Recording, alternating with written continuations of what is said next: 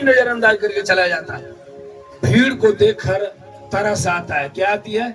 तरस आता है, चिंता आती है। भीड़ को मैं कैसे ब्लेस करूं, कैसे मैं ऊंचा उठाऊं, कैसे इनके लिए बड़ी बड़ी गवाहियां बनाऊं, ये परमेश्वर देख रहा है, तरस आ रही है। तभी तो आप लोग आए हो। कोई बहुत गरीबी में से होगे, कोई ऐसी जगह होंगे जहाँ व्यवस्था नहीं होगी, लेकिन प्रभु आज इसलिए आपको लाया ताकि आप व्यवस्था के रूप में आगे बढ़ो। आमीन, हालेलुया।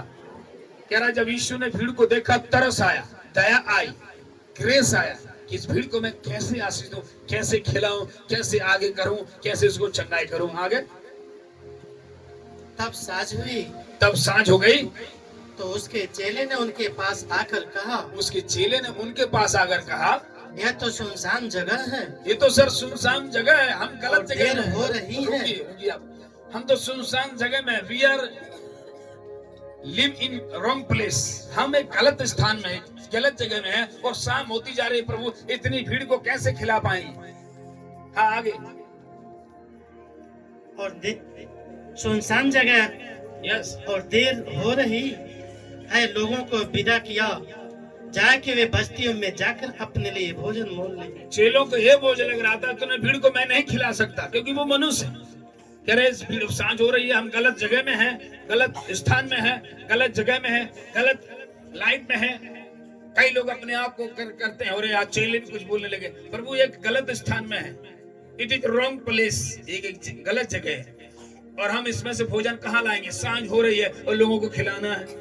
क्योंकि 27,000 लोग थे, बाइबल में केवल 5,000 दिया गया पुरुष थे और 5,000 स्त्रियां थी 10 और उनके एक 4-4 5-5 बच्चे थे। टोटल मिला के 27,000 लोग थे और तीनों को चिंता हुई कि मैं कैसे खिलाऊं, कैसे खिलाऊं।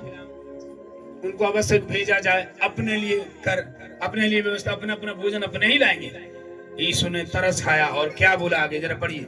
यीशु ने उनसे कहा, उनका जाना अवश्य नहीं, बिल्कुल नहीं भेजना है उसको, ऐसे ही खाली हाथ नहीं भेजना, भूखे पेट नहीं भेजना, बिना चंगाई वाला नहीं भेजना। हाँ।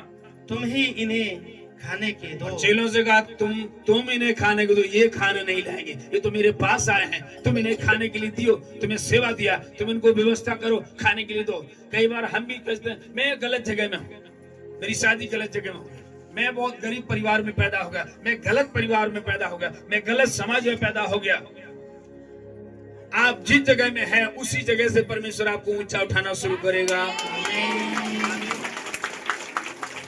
आप जिस जगह में है उसी जगह में आपको परमेश्वर ब्लेस करने जा रहा है। थोड़ा देर धैर्य रखो, विश्वास रखो।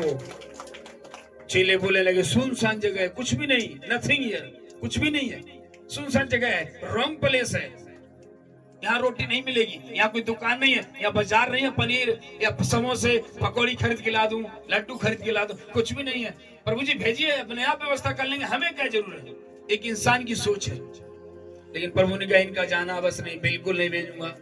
तरस जब आई परमेश्वर को, और वो ऐसे भीड़ को ऐसे जाने नहीं देगा, उसको छू कर, चंगा कर कर, सामर्थ्य से भरकर ही भेजेगा। आमीन, हालेलुया।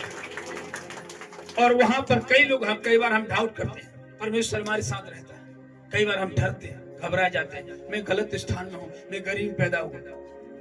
आप ये फक्र करिए कि मेरे साथ यीशु है, मैं गरीब पैदा हुआ हूँ लेकिन गरीबी में नहीं मरूंगा। आमीन।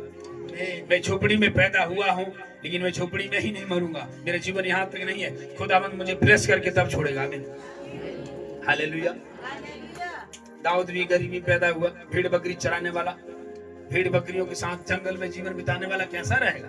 कोई राजमहल तो है नहीं, लेकिन प्रभु ने उसको राजा बनाया, इजराइल का दूसरा राजा। हालेलुया। आप कई बार सोचते हैं मैं गलत परिवार में, गलत जगह में, मैं गलत पढ़ाई कर लिया। आप जहां पर वहां से ब्लेस करेगा। छह लोग ये सोच ली, इसलिए बाइबल लिखा है तुम्हारी मेरी जमीन आसमान की सोच है। आमीन, हालेलुया। लेकिन आगे बताइए। उन्होंने उससे कहा, क्या हमारे पास 5 रोटी और उन्होंने 2 मछलियों को छोड़ फिर बोला प्रभु हमारे पास कुछ नहीं। इतनी भीड़ को 27,000 लोग कैसे खिलाएंगे? हमारे पास केवल 5 रोटी, 2 मछलियां, 2 फिश हैं, 2 मछलियां, कैसे खिलाएंगे? इंसान के लिए असंभव था, असंभव है, लेकिन परमेश्वर के लिए संभव है। आमीन।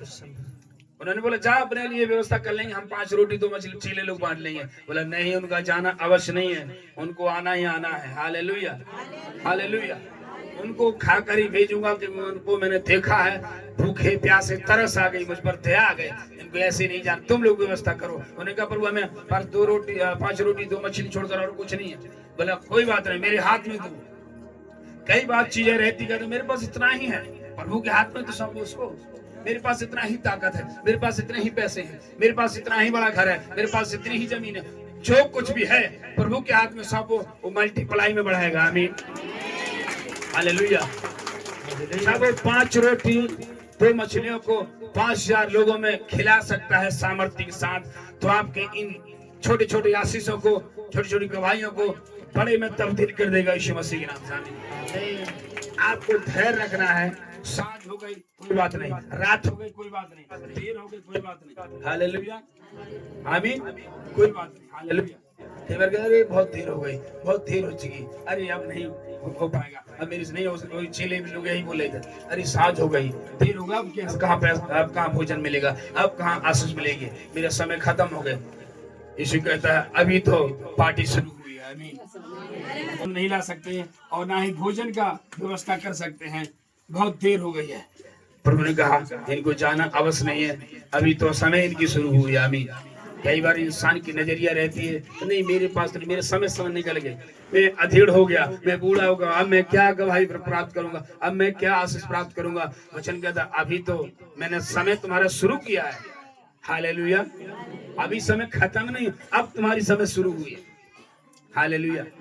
कितनों को शैतान ने बर्बाद किया, इधर उधर जाते जाते बहुत सारी चीजों खर्चा की, आशा टूट गई और बर्बाद हो गए, कहने लगे अब हमारे पास कोई आशा नहीं, अब कहाँ जाए।